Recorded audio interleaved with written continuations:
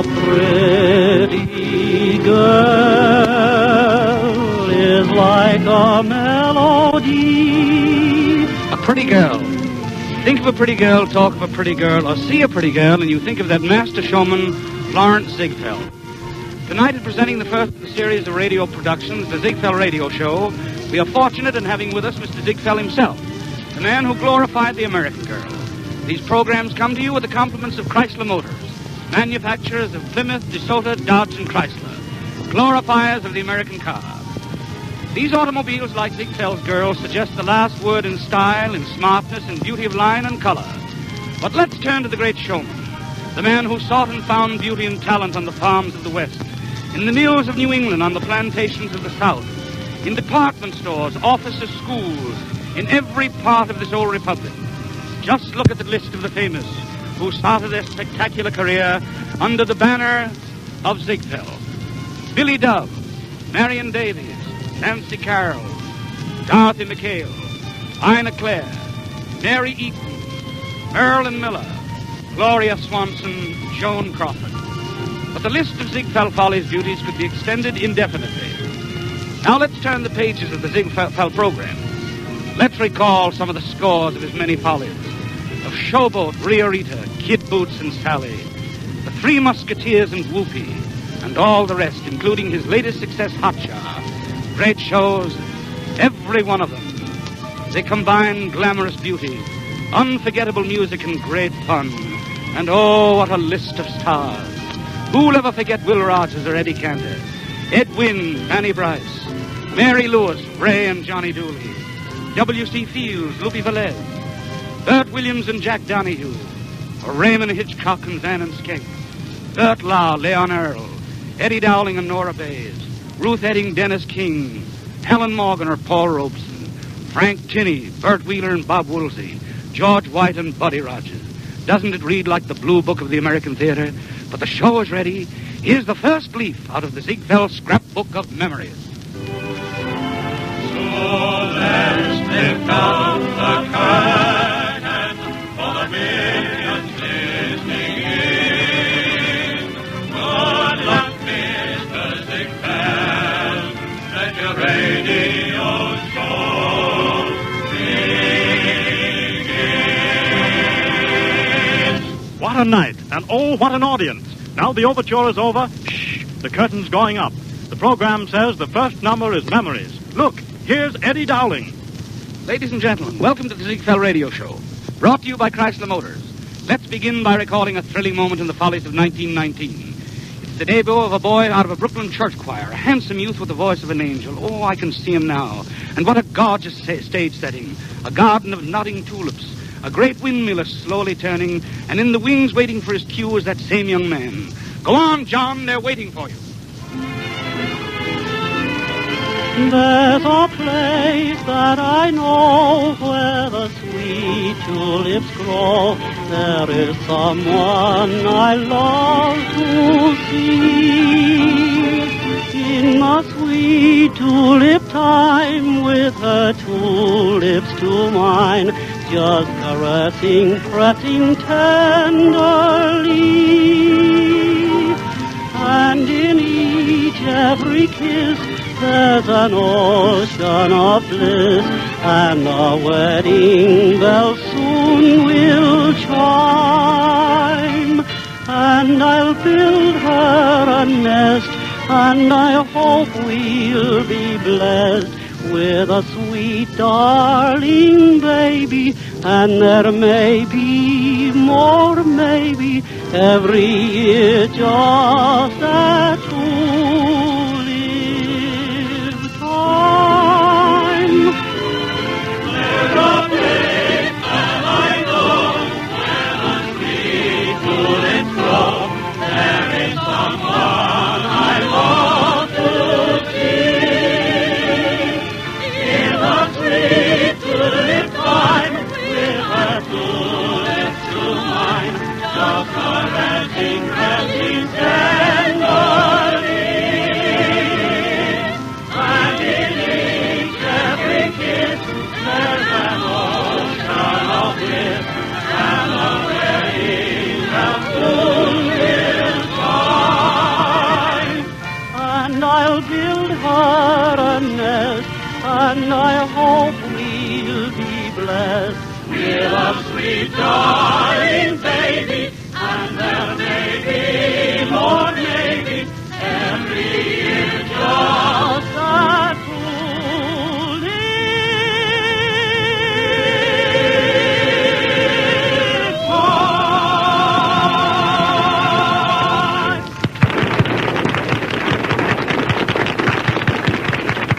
And here's a night of nights. The theater's decked with Union Jacks and Old Glory. Every seat is occupied. Hundreds are standing, and outside in the street there are thousands. What a crowd. Word has gone out about New York tonight that the Prince of Wales will visit the Ziegfeld Follies. And here he comes. Listen to that cheer. Hooray!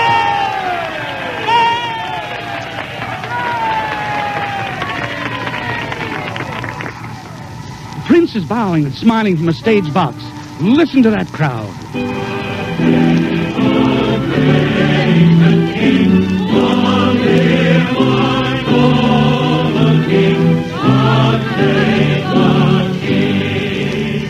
Of course, the show can't go on.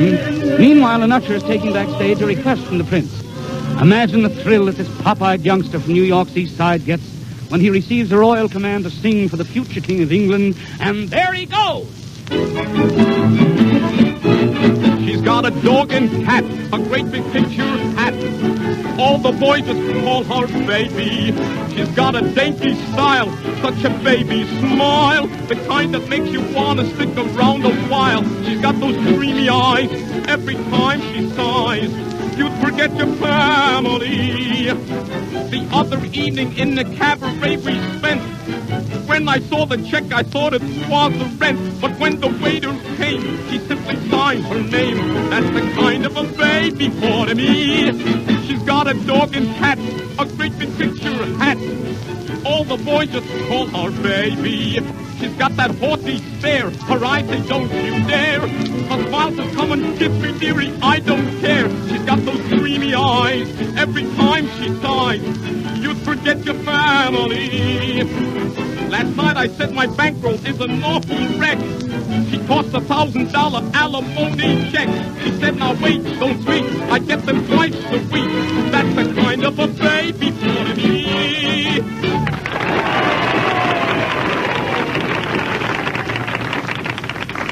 And who can ever forget the opening night of the Follies of 1923, when the great and the only Victor Herbert stepped into the pit to conduct one of his last and one of his greatest successes, Kiss in the Dark.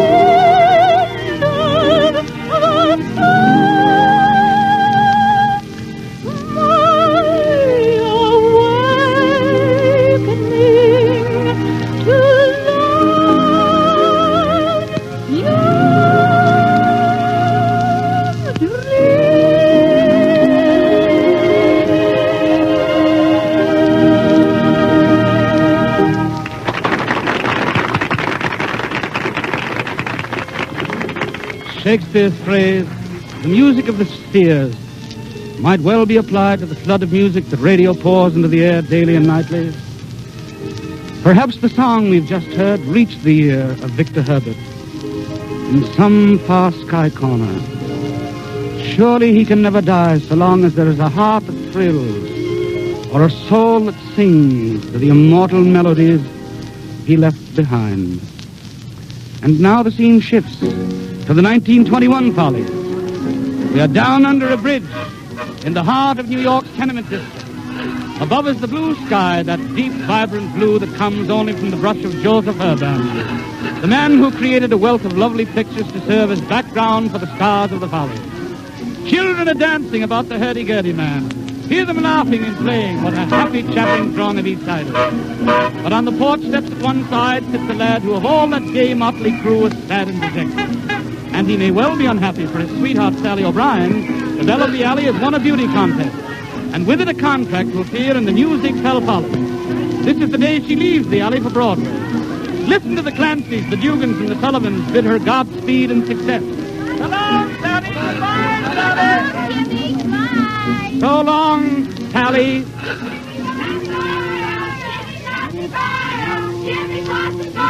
Ah, cut it out, will you?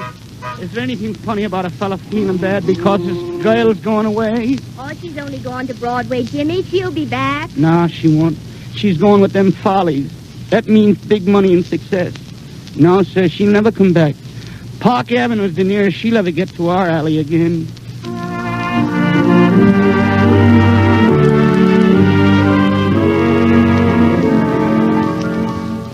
Sally, won't you come back, for our alley's not the same. You can have your fame, but what we're after is your sunshine and your laughter. No one else could be so pally. In our hearts we miss you, Sally. Sally, come back to our alley. Don't say no.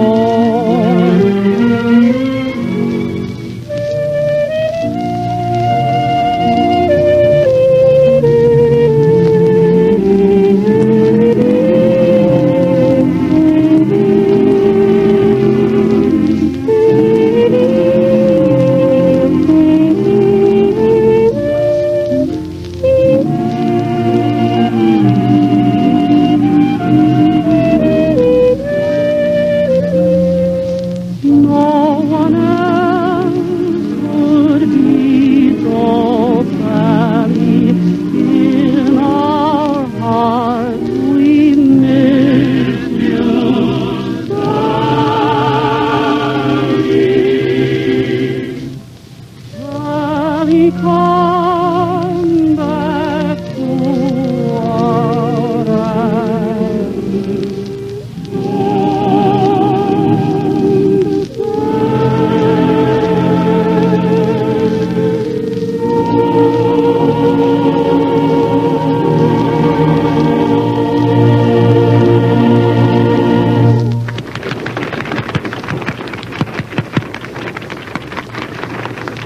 And now, ladies and gentlemen, it's my pleasure and honor to introduce the world's greatest showman, Mr. Florenz Ziegfeld, in person. Thank you, Eddie. This is my first appearance before a first-night audience of one of my shows. For more than 40 years that I've spent in the theater, I've let my boys and girls do the talking. But I couldn't resist the opportunity to speak to you, to the millions in the coast-to-coast audience made possible by this great new medium for entertainment, because I wish to thank you for what I trust is your gracious acceptance of the first of the Ziegfeld radio shows. Oh, that's great. Tell us, Flo, as you look back on all your shows, who do you consider was your greatest star?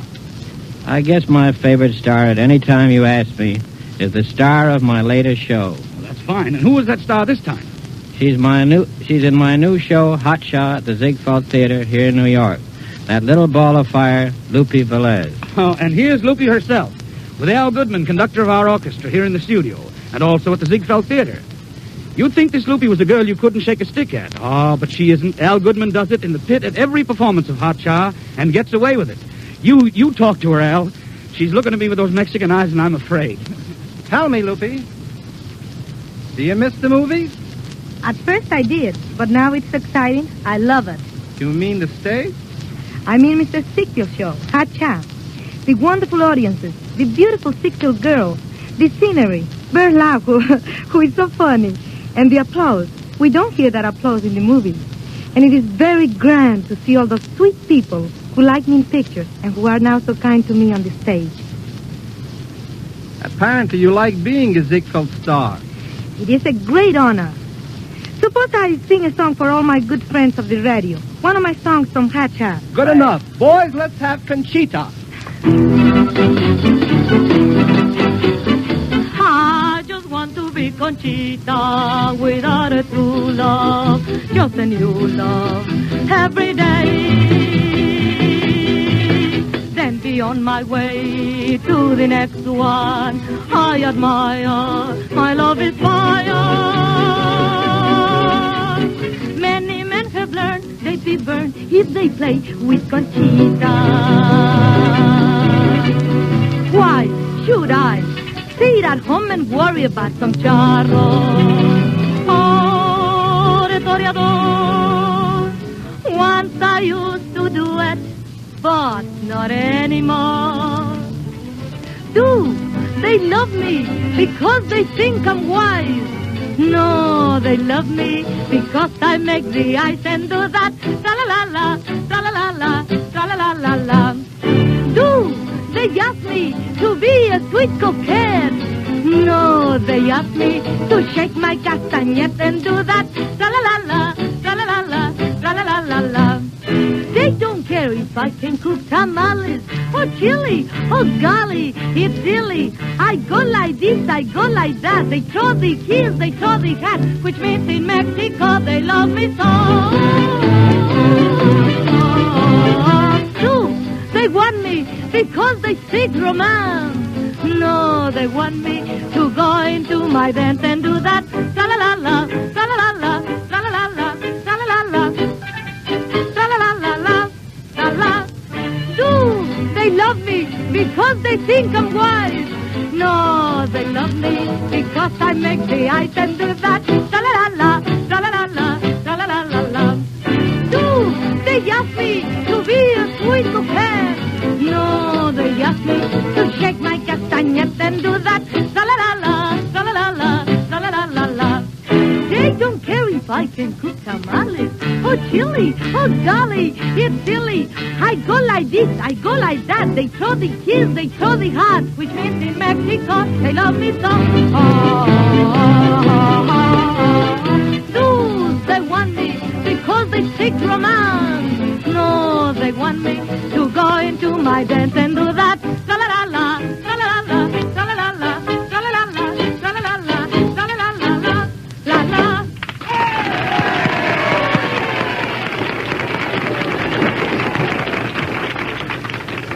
How does it feel to be an actor, Flo?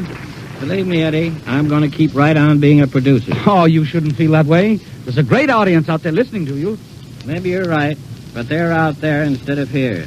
And how do I know they're listening? How do you know? Say, look at this pile of telegrams that have come in since we started.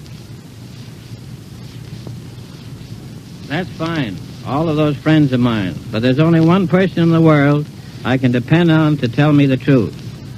And she's really responsible for keeping sophistication out of my shows and making them fit for our daughter to see. Well, that's lovely. Who's that, Ziggy? That's my wife, Billy Burke, and she's in California. Oh, we knew you were going to say that. We've got her all ready. Way out there in California, 3,000 miles away. Are you ready, Mrs. Billy Burke Ziegfeld?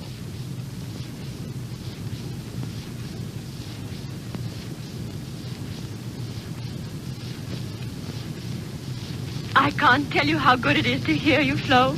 Way off here, 3,000 miles away. I do so hope you can be out here with Patricia and me for the rest of your programs. Get so lonesome without you. I'd be on the train for home this minute, but it just isn't on the cards, is it? How little those in other walks of life appreciate the sacrifices people of the theater make for the few years of fleeting fame they may enjoy. and how many holidays, birthdays, and anniversaries they have to be separated, each trying to carry on his job. But I feel just as if I were with you tonight, watching and listening to you stage one of your great shows. It's such a thrill sitting here, listening again to that night when the Prince of Wales attended the Follies. And if I didn't know that Joe Skenk of Van and Skenk had passed on, I could believe it were he who sang Sally tonight. It's all grand, Flo. I hope the millions listening in are enjoying it, too. Patricia wants to speak to you, dear. Hello, Daddy. My, but it's good to hear your voice. Aren't you coming out to us soon? Daddy, I've got my eye on the slickest Plymouth coupe. Mother says I must wait until I get home, but that's a long time. Don't you think you could change Mother's mind for her? It wouldn't be the first time, dear, would it? But you're to blame, I'm afraid, Flo. When I asked Patty what she thought you would say to a new Plymouth, she replied that you never yet had said no to her for anything. And now, Flo, it's my privilege and honor to introduce on your program the greatest of all your great stars, our own beloved Will Rogers. I'm not... Hello, Flo.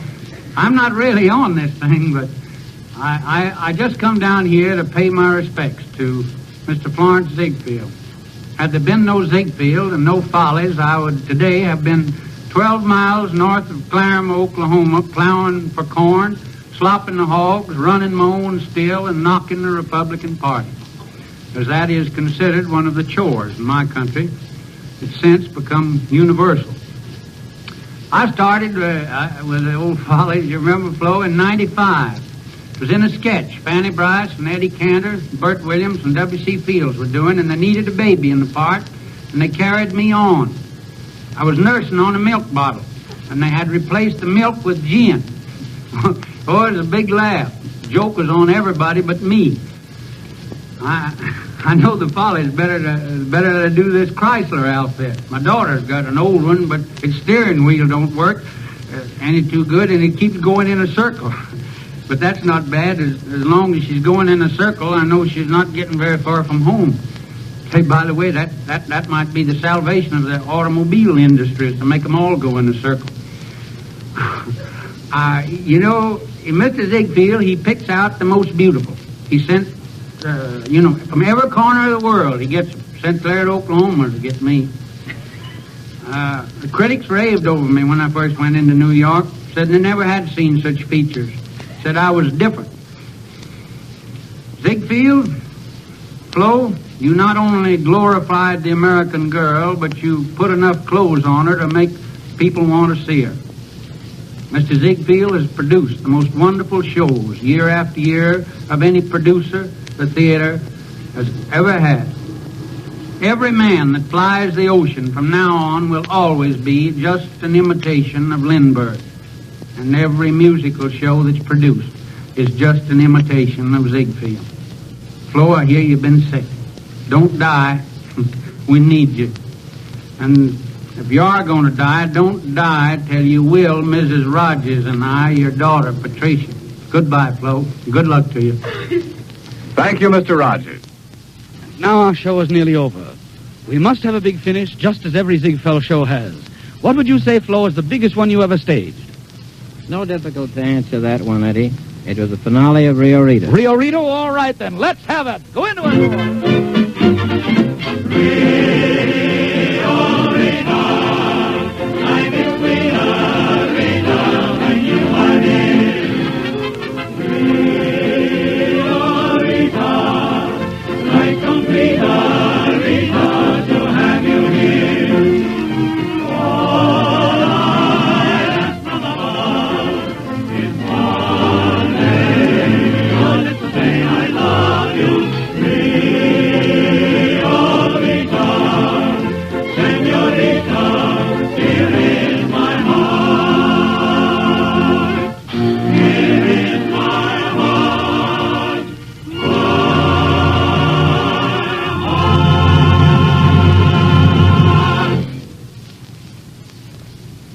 When you opened your newspaper this morning, did you see that advertisement of Mr. Walter P. Chrysler's? His new 1932 Plymouth is being shown for the first time by 10,000 DeSoto, Dodge, and Chrysler dealers. And what an impressive statement that was. Listen to what he said. I produced the first car that ever carried my name in 1924. It sold for $1,800 and caused a sensation. The new Plymouth that I am introducing this week is exactly the same size as the original Chrysler. It is just as powerful. It is faster. It is 10 times as smart. And it is priced under $500. If anyone had told me 2 years ago that such a thing could happen, I would have said it couldn't be done. It still seems fantastic, but nevertheless, it is true. Just think of it. Mr. Chrysler's 1932 Plymouth is as big as the original Chrysler car that caused such a worldwide sensation. The new Plymouth is faster and smarter than a car that cost more than 3 times as much only a few years ago. The biggest optimist, the wildest dreamer, would never expect such a big, luxurious, powerful car as Plymouth to sell at such an amazingly low price. Try to imagine it. But you don't really have to imagine it. You can see it. Mr. Chrysler has asked me to give you his personal invitation to look at his new Plymouth and drive it yourself. You certainly ought to find out what floating power means. Compare all 3 low-priced cars before you buy any. You can equip your new Plymouth just as you can equip your DeSoto, Dodge, or Chrysler with a Duplate safety plate glass for a very small additional cost. Less than $10 for all-round equipment in the coupe and less than $18 in the 4-door sedan. Duplate safety plate glass absolutely eliminates the danger of glass splinters, the cause of 45% of the injuries in motor car accidents. You will find the price of all Plymouth models at the end of Mr. Chrysler's advertisement. And don't forget Mr. Chrysler's personal invitation to see his new 1932 Plymouth and drive it before you buy any low-priced car. It is now on display at all DeSoto, Dodge, and Chrysler dealers' showrooms, and you can have immediate delivery.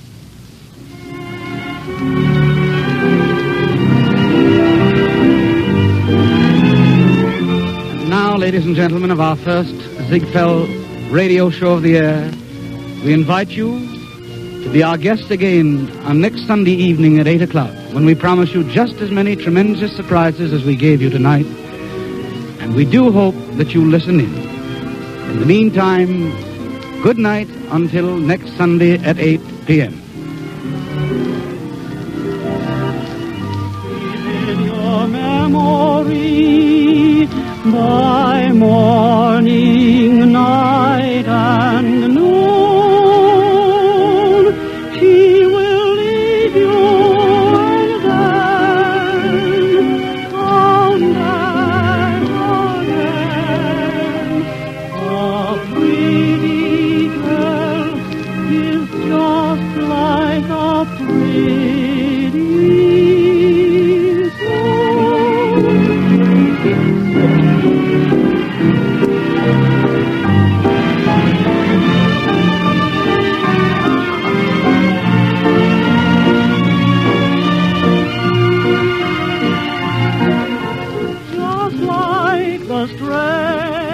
of a haunting refrain.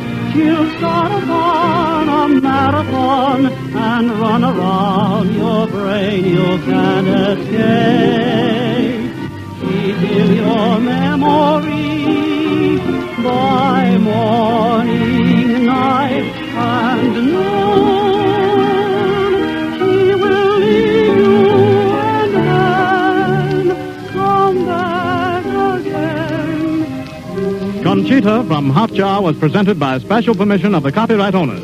And the theme, A Pretty Girl is Like a Melody, is played by special permission of Irving Berlin. Your announcer, Don Ball. This is the Columbia Broadcasting System.